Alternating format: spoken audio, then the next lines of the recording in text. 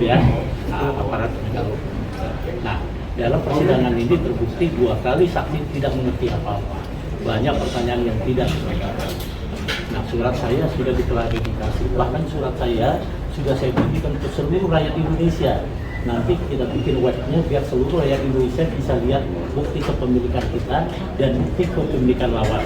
Jadi ini saya kasih sedikit ya. Jadi, ini Pak Budi rela di penjara demi untuk menyelamatkan seluruh rakyat Indonesia. Menyelamatkan seluruh generasi kita. Ya, siapa kalau hari ini saya kalah dalam sidang ini, berarti seluruh rakyat Indonesia siap-siap bisa dikriminalisasi.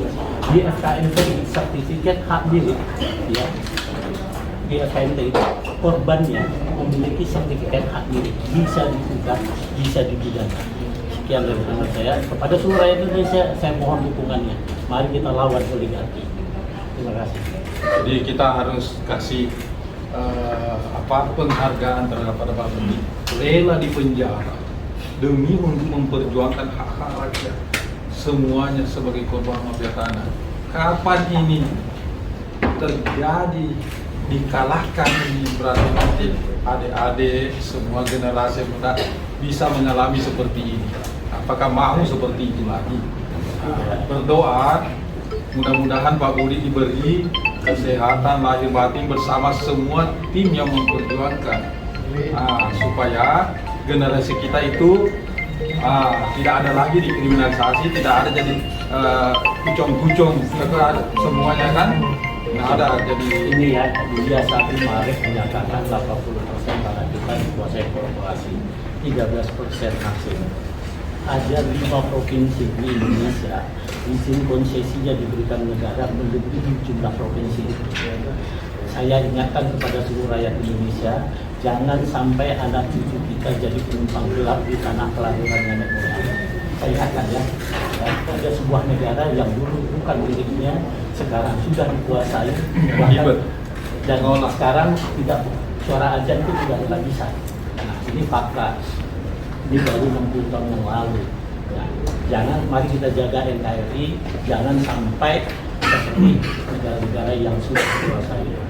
Ya, saya harap kita bersatu seluruh rakyat Indonesia melawan kejadian ini. Sekarang saya tanya pada saudara-saudara, kalau tanah kita dikuasai korporasi 80%, asing 13%, sudah 93% dikuasai segelintir orang. Pertanyaannya, di mana Pancasila? Di mana Undang-Undang Dasar 45? Masih ada kan? Tugas Pak Presiden adalah melaksanakan konstitusi.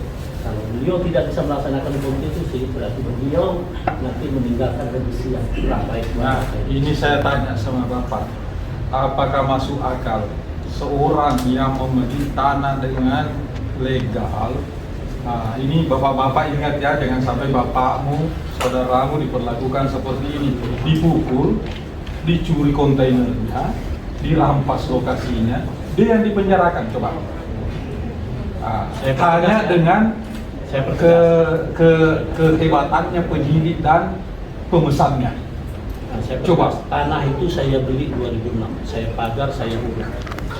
Setelah 2010 ada sebuah perusahaan ini sebenarnya banyak masalah, bukan di tempat saya, di mana-mana dia bikin masalah seluruh Indonesia, tapi tidak sanggup. Saya harap Pak Presiden kali ini sanggup mengatasi pengusaha yang satu ini. Jangan lagi bikin masalah buat NKRI. Orang-orang yang membela perusahaan ini patut diduga adalah pengkhianat NKRI. Setuju nggak? Setuju. Ini harus kita tahan. Beliau harus bisa dilakukan penegakan hukum. Jangan sampai nanti kita perang saudara. Sekarang kita yang berantem nih sesama anak bangsa. Nah, dia tenang-tenang di Singapura ya. Nah, dia tenang-tenang di Singapura. Nah, dia bawa dia bisa ke sana. Nah, kita bikin berantem sesama anak bangsa. Oleh sebab itu sesama anak bangsa jangan kita mau diadu domba, terutama penegak hukum. Saya ulangi ya, jangan mau diadu domba. Jadilah seorang negarawan. Jadilah seorang aparatur pemerintah yang cinta Pancasila dan Undang-Undang Dasar 45. Jadi aparat penegak hukum jangan diperalat oleh konglomerat yang hanya mengandalkan uangnya, ya. Karena nanti suatu saat kau sebagai aparat punya anak, punya bapak, nanti dirampas juga nanti dia. Dan terjadi di Makassar. Seorang polisi yang sering membela mafia tanah yang di Makassar, dan terjadi apa? Rumahnya sudah sertifikat, sudah dari turun-temurun dia tinggali rumahnya, dengan bikin surat palsu, langsung diusir dari rumahnya. Apa yang terjadi seperti itu? Sangat menyesal, menangis dan menangis, tiada guna. Jadi kita harus betul-betul bersatu seluruh rakyat Indonesia. Jangan kita dipecah belah, beda agama, beda suku. Soalnya Indonesia, nggak boleh kita bicara suku, nggak boleh bicara agama sekarang. Kita harus bicara bangsa. Nenek moyang kita korban jiwa dan raga untuk mencapai kemerdekaan ini, baru kita dengan gampangnya menyerahkan kemerdekaan ini. Ya, Kita pertahankan konstitusi kita ya. Soal penangguhan penahanan, Pak Budi, sudah ada jawaban. nah inilah yang saya lihat sangat menyedihkan, karena ini perkara saya melihatnya adalah perkara tidak normal. Error in object sama error. Error objek dan error in persona. Seharusnya kalau memang ada pemalsuan, bukan pembelinya yang diproses, yang dipenjarakan adalah penjualnya. Tapi dalam kasus ini sama sekali tidak ada namanya palsu. Hanya karena akal-akalan dari aparat, baik dari kelurahan, utamanya penyidik ya, dengan sengaja tidak memunculkan data-data yang kira-kira melemahkan niat jahatnya. Ya, contohnya kemarin di bukti persidangan, ya letter C-nya tidak bisa dibuktikan. Hanya dinyatakan bahwa itu tidak terdaftar itu bukan kesalahan Pak Budi, Pak Bu Nurlela. Kesalahan aparat pemerintah, ada namanya tertib administrasi. Nah, inilah kekurangan, kesalahan pemerintah aparat dilimpahkan kepada masyarakatnya yang lemah. Ya, yang lemah. Tapi yang kuat tetap kuat. Saya perjelas ya. Kelurahan Kapuk menyatakan Dirik 5047 tidak tercatat. Kemarin saksi saya tanya, kapan pencatatannya? Ternyata pencatatan terakhir Kelurahan Kapuk 1968. Sementara Dirik saya 80. Ya sampai kapanpun nggak bakal tercatat. Orang pencatatan terakhir. Ya model-model gini bisa menjerat siapa saja. Maksud saya. Begitu juga Dirik 1906. Oleh Pak Sobirin, ya, Kelurahan Cengkareng Barat menyatakan sampai 1903, 1906 tidak. Padahal kami punya surat yang jauh sebelumnya lurahnya menyatakan tercatat. Nah, hal-hal begini kan berarti siapa saja seluruh rakyat Indonesia bisa dikriminalisasi. Itu saya sampaikan. Yang aneh ini masalah Satu lagi Pak, satu lagi. Masalah penangguhan ini, yang itulah tadi yang saya mau katakan. Ada apa? Apakah ini karena perkara settingan rekayasa ini, kok sampai sekarang setiap sidang saya sendiri minta baik secara tertulis maupun secara lisan untuk penangguhan sebagaimana lazimnya, layaknya dalam perkara-perkara yang lebih parah sebenarnya. Ini Pak Budi tidak membahayakan karena bukan teroris, bukan koruptor, bukan pencuri, dan bukan pelaku tindak pidana pembunuh. Iya. Dan ada yang menjamin. Semua pengacara di sini punya keinginan untuk menjamin. Saya sendiri kalau klien saya melarikan diri, saya yang gantikan masuk. Tidak ada persoalan. Dan ada anggota DPR juga siap menjamin. Itu logika hukumnya, logika. Makanya perlu kita ketuk pintu hati majelis hakim yang mulia, jangan sampai salah membuat keputusan. Yang saya khawatirkan ini akan terjadi dengan adanya penahanan, sehingga menjadi beban kepada majelis hakim untuk memutus bebas yang seharusnya memang bebas, karena ditahan, disesuaikan, diberikan hukuman sesuai dengan lama penahanannya. Ini udah kurang lebih 2 bulan loh, hampir 2 bulan. Dari 10 Januari ya, 10 Januari. sampai 2 bulan. Sementara kalau kita lihat, kan saksinya kurang lebih harus dihadirkan berapa Pak? 12. 12. 12. Sejauh ini baru 2. Padahal sidang pertama katanya 5 saksi yang hadir 1. Sidang kedua 4 saksi yang hadir katanya 2, yang 1 hadir, yang 1 nyasar. Gitu ya. Nah, kepada media atas nama klien kami mengucapkan terima kasih untuk keberaniannya ya menghadirkan, meliput acara ini. Kami mohon supaya Bapak-bapak yang terhormat, khususnya Pak Mahfud MD ya, Pak Mahfud MD untuk perkara 1 orang meninggal Brigjen Yosua itu berani bersuara kemana-mana. Ini Pak Budi dan Bu Nurlela adalah representatif dari minimal berapa anggota FKPI? 30.000 rakyat Indonesia. Kalau 1 orang itu mewakili keluarganya 5, berarti sudah ada 150.000 orang yang berteriak karena dikriminalisasi masalah tanahnya. Jadi kami mohon Pak Mahfud MD, bahkan Pak Presiden Jokowi, tolonglah, bukalah mata, lihatlah perkara ini.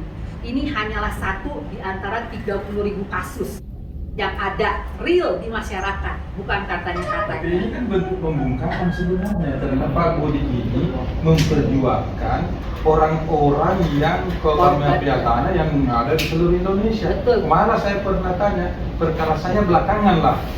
Coba bayangkan, karena dia rela ya berkorban. Jadi tumbal lah bilang. Jadi dia yang ini, artinya kepalanya dulu dipenggal, Iya. jadi badannya nggak ada lagi. Jadi kasihan nanti generasi kita ini akan terjadi nasib seperti Pak Budi, dan malah lebih dahsyat. Coba bayangkan itu di media-media sosial, orang-orang kita itu muka kepala di kakinya penjajah. Coba. Artinya karena Pak Budi ini ketua FKMTI, maka kasus ini dipaksakan, direkayasa. Ya, disetting. Ya. Mudah-mudahan kita berdoa semua, mudah-mudahan majelis hakim ini tidak masuk angin. Nah, ya, dan mudah-mudahan majelis hakim ini bisa mencerna yang jernih, yang mana yang benar. Kalau memang klien saya salah, saya mendukung. Ya. Penjara sampai kalau perlu seumur hidup. Ya. Tapi tolong juga jangan dirampas kemerdekaannya dulu sebelum ada bukti hasil persidangan yang memutuskan bahwa dia melakukan tindak pidana. Ini pun tindak pidana pemalsuan saja seperti ini, luar biasa. Padahal ada yang teroris, ada yang penipu luar biasa. Kok bisa ditangguhkan? Melanglang buana malah pergi nonton sepak bola di mana-mana. Negara apa ini? Katanya negara hukum. Ya. Satu lagi, selain kita mengimbau majelis hakim, kita tahu ya sekarang zaman netizen ya. Jadi kami mohon supaya bapak-bapak, ibu-ibu yang berani menyuarakan, terus bersuara, jangan takut. Kita percaya Tuhan selalu menyertai orang-orang yang berani dan berjalan yang benar. Satu lagi kami mohon ke media mainstream ya. Kita lihat tadi di sidang sebelah hiruk pikuk gitu ya. Padahal kasusnya cuma narkoba. Sementara ini penipuan tanah. Kemana media mainstream? Kemana media mainstream? Mana? Gitu loh. Ini mewakili 30.000 pemilik tanah yang sekarang berteriak menjadi korban. Media mainstream mana? Kebetulan zaman dulu saya wartawan. Saya bingung nih, mana hati nurani wartawan nih? Wartawan-wartawan semua pada kemana nih? Yang katanya amanat hati nurani rakyat, mana? Oke, satu lagi. Tanah saya dirampas mendalilkan SHGP 1633 atas nama PT BMJ.